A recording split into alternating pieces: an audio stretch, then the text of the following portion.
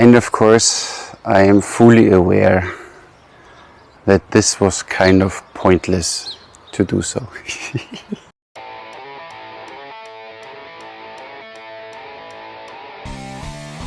So welcome back everybody. Today we have a few frequently asked questions and a little rant from my side because of these friendly people on Facebook and YouTube. Stay tuned. And the first question was how to carry a bow in public, and for sure what you don't want to do is carry a bow in public like this.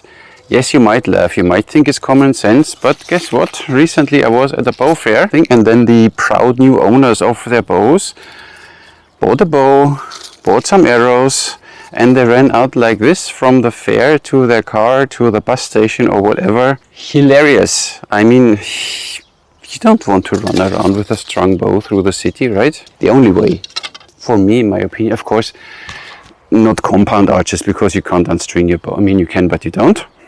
You always unstring your bow first of all, and then second of all, either you carry it like this, but it's still a little not so good seen when you run around with an unstrung bow, because some people don't know the difference between a strong and an unstrung bow. That's why good companies provide you directly, like Simon's Bow Company, they provide you directly with a nice sleeve.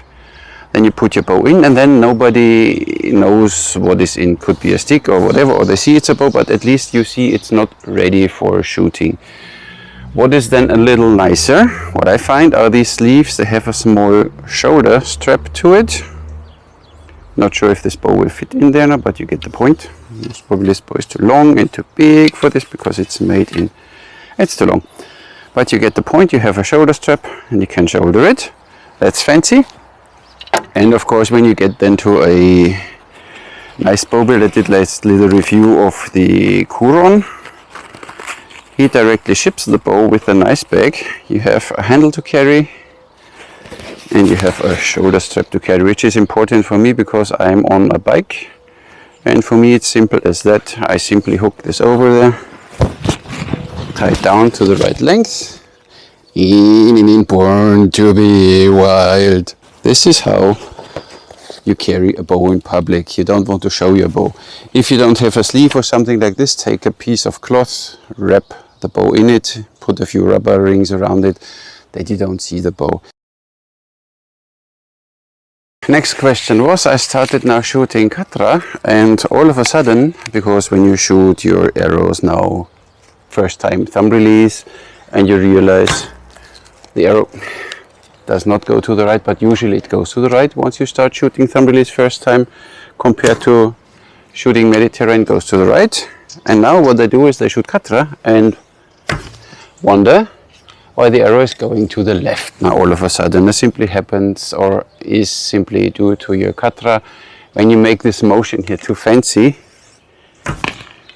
look, and the arrow simply goes to the left. That's why we don't do it like this. I did a video about Katra. You can think it's okay or not, or it's counterintuitive or whatever. See, when you stand there, you make this movement. That's enough for now. So you see movies, they do like this. Maybe it have a purpose, maybe it has a reason. Most probably it will have.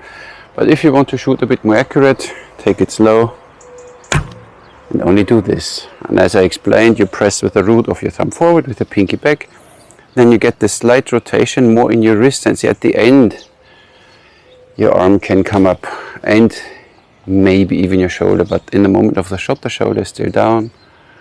Then you can do this, but when you force it now because you saw something and you think it's right, you see the result on the target. That's why I always start very short distance, get your stuff together, and way more important is this hand and this hand. First of all, look at both hands. When I make this movement here, this hand responds to it. So I don't want to force my release. This is what I see now. Some people force their release because they saw something there, they force it, and then this hand responds. And of course reacts with your whole, look. And I do this. This is what I don't want to do. My cutter looks like this. You see? And that's enough movement, so you don't have to overdo it. Simply follow a few rules and take it slow. then I guess your arrows will land straight in the target. I mean, not I guess, I'm sure if you do it properly, then it works for you. Works for me. When it goes to the left, you simply do something way too much with your hands. Next question was, I am cross-eye dominant, means I'm a right-handed archer. When I'm a right-handed archer, I have my bow in the left hand, I draw with the right hand, and usually my right hand is the dominant eye. So when the left eye is now the dominant eye, Olympic archers or FITA system, they tell you you need to shoot now left-handed because they aim over this eye and they don't close the other one. I know that some close it, some not, so don't get picky about that, but they still aim with this one dominant eye. That's why they need to change. When I'm cross-eye dominant, my left eye is the dominant eye, it doesn't matter because I look with two eyes to the target. I don't look at the arrow, and then it doesn't matter. It's simply a matter of instinctive, intuitive, traditional archery. Obviously, in all the other cases it doesn't work, but for us it works quite well. I'm a right-handed archer. My right eye is the dominant eye. You simply look there with two eyes, and you start shooting. Practice short distance, and you get there. You don't have to close one eye. When you do this, of course, you confuse. When I close one eye, then not going to work. Look with two eyes, get there. And you know what the funny part is? You can shoot even the other way around then. See, I'm a right-handed archer, I shoot now left-handed. I'm now cross-dominant because my right eye is the dominant eye. But it doesn't matter because we have both eyes open. And when you do this for a while, short distance, then you get to it because it's intuitive, instinctive. Oh, look at this. I shoot the same right hand or left hand. Consider your bow, or at least I consider the bow as a weapon, as an extension from me, and I always like to train weapons both-handed. These crossed eye dominance in instinctive shooting doesn't make that big of a difference. Of course you need to retrain it a bit, but you simply start short distance, shoot right hand, shoot left hand. Short distance, always both eyes open, and only look at your target, don't look at your arrow, and you get so quickly used to it and you retrain your vision. It's not a problem. The next question was bow maintenance, how to make sure that my bow stays in a good shape. It's not that difficult. First of all, I always unstring my bows when I finish shooting. Of course, there are bow builders like Bodnik, Bearpaw, they tell you with our bows you can leave them strong, but I think in the long run it's never a good idea to leave a bow strong. Of course, when you shoot the whole day and you don't want to unstring it between your shooting sessions, Bearpaw says it's fine. Others I would still suggest to unstring them. Makes your life easier, especially when you shoot a longbow or something that have string follow, so you don't want to leave them longer strung as necessary. That's one thing. Second thing, never leave them out in the sun strung for a long period of time, because especially laminated bows, they don't like the heat that much. Make sure that humidity is not a problem when you have a laminated bow. In an area where you have high humidity, like we have sometimes here in Malta, these bows simply start to delaminate because they can't stand this humidity. So if you live in one of these areas, you can consider either one of these Simsek bows. They are really good. They are one-piece plastic, as I always say, without disrespecting them. Or fiberglass bows, they do the job in your area. So, and then storage, the best way to be, have a rack like this with 2 points out there, and then you store them on your wall in a dry place with not too much sun. We have the other racks here, I show you. Saves a bit more space. When you have a rack like this, you see that? Because we need a bit more space, I simply make it like this. I put the string, leave the string on the bow, and then I simply can store my bows like this. And they hang quite good. There is no tension at all on the bow. That's fine by me. And even, why do I like it? Because I have it here on our door outside when the bow is strung and I need to change the bow or something. I still can hang my bow quickly here. I don't have to put it somewhere. So I can store in a very small space here 4 bows, and I could even hang 2 there, but I don't do it. So this is for me the high efficiency. I can hang a lot of bows in a very small place. When I hang the bows, you know, like this, 1, 2, 3, 4, it takes more space. So that's why for me this way is quite good. works for me. And for the rest, bow maintenance, when you have a bow like this and it gets dirty, simply take a slightly wet cloth and wipe it sometimes. You don't have to do anything else. If you have a complete only wood bow without any last coating on it, you sometimes might want to oil them, but your bow builder will tell you what to do because they are really handmade. All these laminated bows, the last layer is usually then clear lac. So you simply take a wet cloth, wipe it off, it's fine. And of course you will wax your string, but we did a video about waxing the string. See, it's nice and still waxed. See, now it's useful to have a rack like this. I don't have to think where I put my bow. Even these plastic bows, you know, you take a cloth, you wipe them off and done. You don't have to do anything else. So this is all what you have to worry about bow maintenance. They are really durable pieces. So this is what you take care. For me, bow maintenance is more like you make sure that you always have the minimum required grain per pound of your arrow, that you draw smoothly, that you never overdraw your bow and never dry fire your bow. Dry firing means you stand in full draw without an arrow and you let go. This movement, no bow likes that, so you don't want to do this. Of course there are dry firing tests, Alibo does them. I saw a video from Botnik, they do dry firing tests, but still you can hear already it doesn't sound healthy. So even when I do it with this one, laminated bow, you get a lot of vibration. The energy in the string is supposed to go away with the weight of the arrow. When there is no weight on it, then all this energy goes back in the limbs, causes high vibration, and dry firing is the most reason for breaking bows. Second one is overdrawing. Third one, I guess, is humidity and temperature. Stringing the bow and unstringing the bow, make sure that you know how to string your bow, that your limbs are always straight. So when you string your bow and your tips look like this, make sure that you straighten them. This is what you need to care. So always after you string the bow, check, look at your sear or at the tip and then follow the string. Is it in one line or does the sear point away? You know, this is now one line and this would be pointing away. So and then you simply bend the bow slightly in the other direction until the sear, the tip from here and the string is one line, and then it's fine. And then you can check here if you have one of these wobbly bows, if the tiller is right. So then you simply make sure that this is okay, the bow is straight, you pre-draw it once, and mostly you see they have some string bridges or grooves or something. When the string ends up in this groove again, then it's fine. If it doesn't, you know something is twisted and bent. Check before you shoot. And even while you shoot, sometimes simply check again, is my bow still straight? Because when you do some weird movements, sometimes you hold the bow too tight while you perform a katra or something. Can twist the bow, depends on the bow. Most bows are quite sturdy, but some are a bit more wiggly, and this is what you need to consider. This is for me more important maintenance than anything else, because then you have, with a bow like this, a lifelong fun. If you don't care. And the last question about me and about my bow reviews again. I never heard you say something negative about any bow. When you watch my videos carefully, if you do so, then you most probably will not make this comment, because you see, when I don't like something on a bow, that it starts stacking.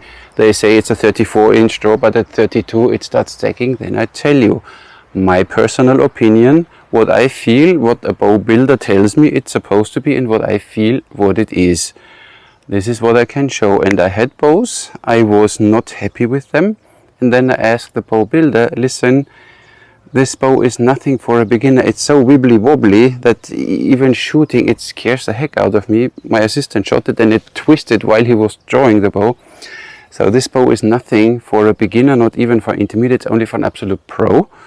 And then I said, listen, I would rather not do a review of this bow. But the bow builder said, no, it's fine, then tell it's for a pro. So when the bow builder then doesn't mind, I show it. When I don't like a product, you simply don't see it on my channel. Why shall I show something which I personally don't like or which doesn't work? If I can keep the bows, I have to send them back, I have to buy the bows, doesn't influence at all my opinion. When you think so, you are simply wrong on my channel, or you never watched my YouTube videos. So that's why, even if it's a expensive bow and it's 2,000 euros and whatever, when I don't like it, or when I don't like aspects of it, or when I have my tiny more of my knowledge, little bit of criticism, I will show it in the video. If it's a big criticism, I will ask the bow builder first, are you good with it that I say that? If not, then I don't show this bow. As simple as that. And of course, most bow builders send me a bow and I can keep the bow. Monday morning, what a day. For all these complainers, they said, oh, this bow, and I don't even want to go deep into it.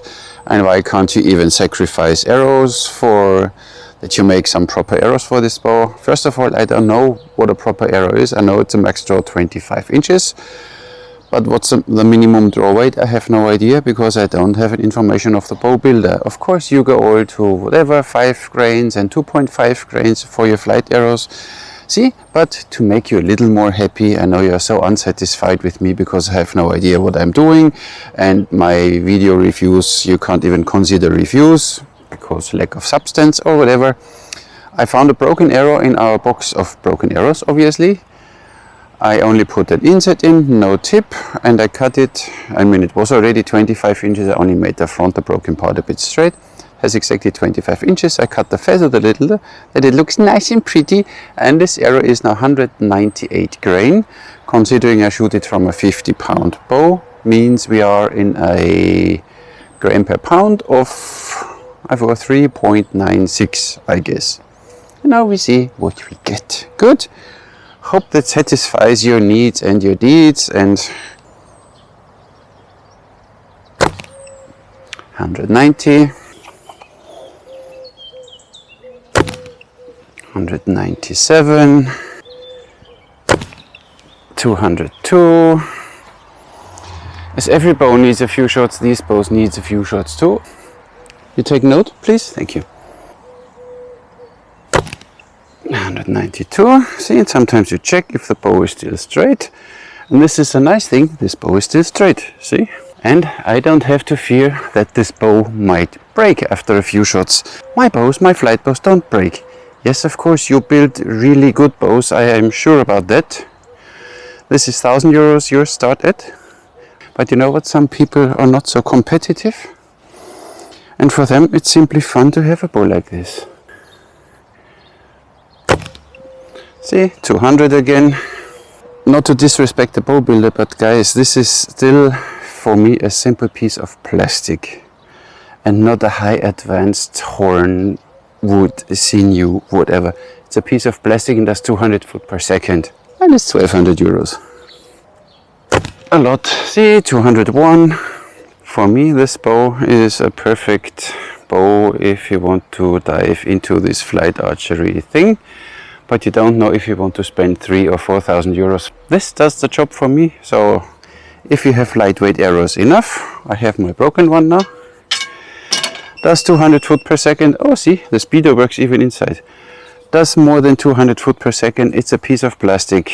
So guys, and of course these grooves are firstly made to reduce the weight, but still, when you see, when you shoot here, it still helps a little lining up. But and then, speaking of which, my bow is not considered, or my bow reviews are not considered a review.